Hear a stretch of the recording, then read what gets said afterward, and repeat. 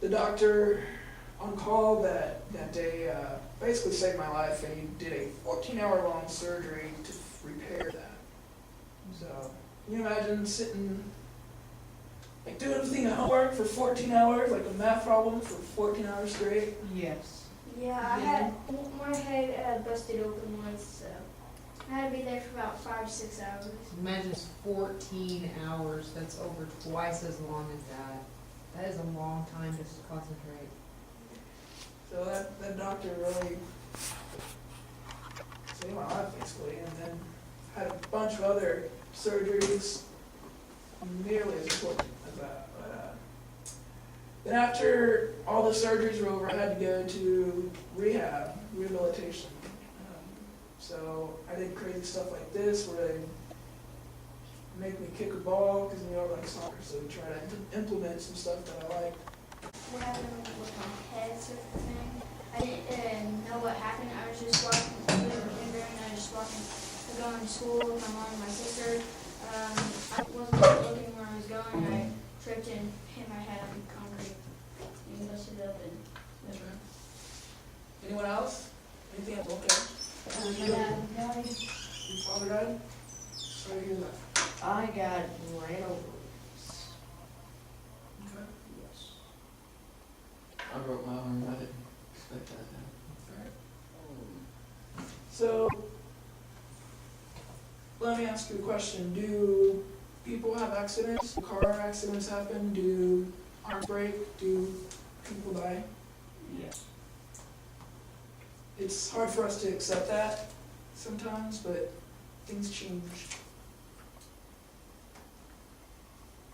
And you can't change what happened, but what you can change is your view on it and your reaction to it.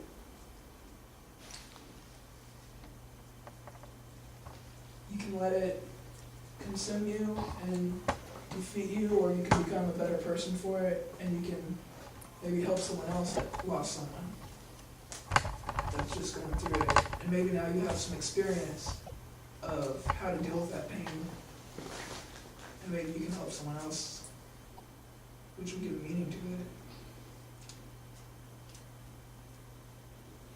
Yeah, these guys, this group in particular, they've had to overcome a lot of obstacles. Today. Mrs. Stone, we all know our wonderful counselor, Mrs. Stone. She's here with her husband, Mr. Stone, and her son, Brandon Stone. And Brandon is going to speak to you today and give you an inspirational message, and we're going to pull up some stuff and some pictures from the computer. So I am very thrilled that he's here. So guys, if you please give a round of applause.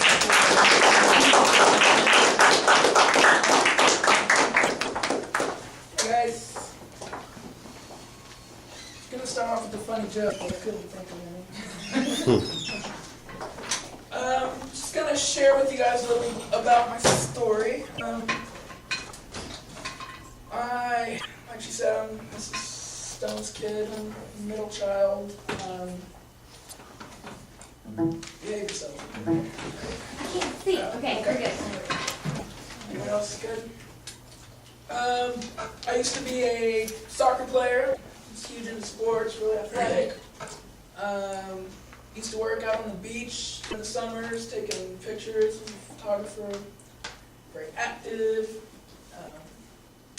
Then one day, I was on my way home from work, stopped at a red light. There's a picture of me on the beach playing with my buddy.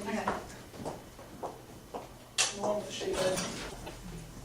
The dog pile. Okay, next. Soccer.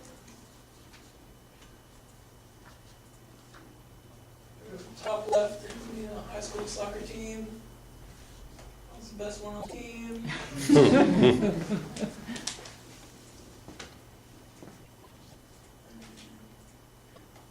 So, one day I was on my way home from work, and we stopped at a red light, and next thing I know, I'm in the hospital. Didn't even see it coming. A man was psychotic, was having a disease called schizophrenia, was basically out of his mind, was on another planet in his mind, and was trying to kill himself, and so he ran into the back of my car going about 60 miles an hour.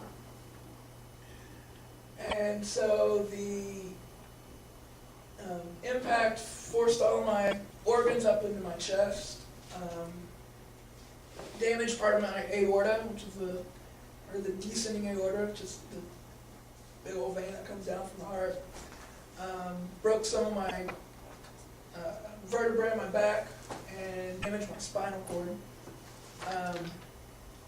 The doctor that was on call that night did a 14-hour-long heart surgery. Can you imagine doing like a test for 14 hours or sitting at a desk working on a puzzle for 14 hours straight? So, Mr. Clifton, you are needed in the counseling office. Bye.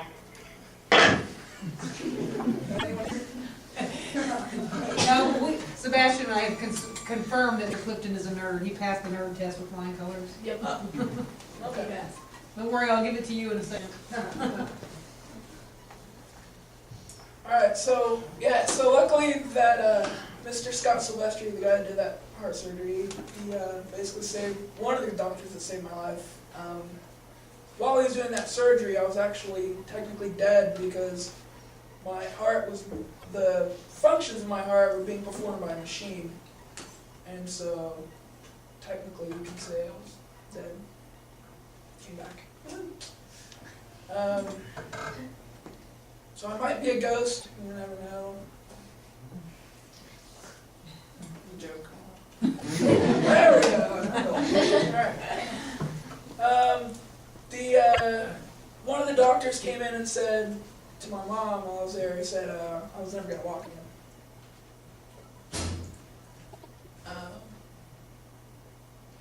I remember laying on the bed there in the hospital and just like holding on to my mom's hand.